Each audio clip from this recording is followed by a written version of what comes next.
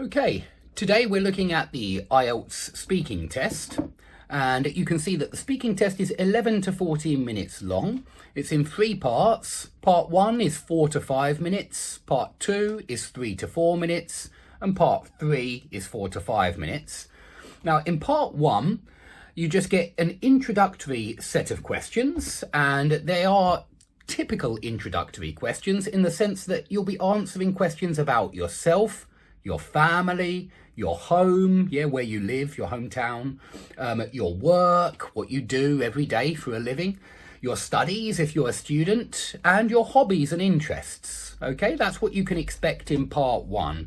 Think of it as an introduction because they're just trying to get to know you, and for that reason they will be topics that you would expect in an introduction, like, tell me a little bit about yourself, your family, your home, your work. Now, part 2, you get a topic card. You'll speak about a topic. They'll give you a card, and you'll see these cards in a moment. There are lots of different types of cards. It could be on a lot of different types. It could be on a lot of different topics. There are lots of different topics that might come up.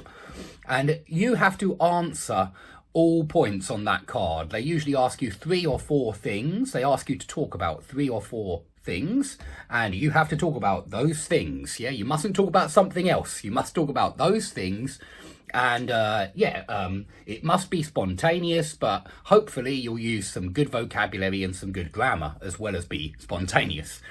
Now, part 3, you'll have a longer discussion about the topic introduced in part 2. So if you were introduced to, I don't know, it depends on your topic card. Maybe you were talking about, let's have a look.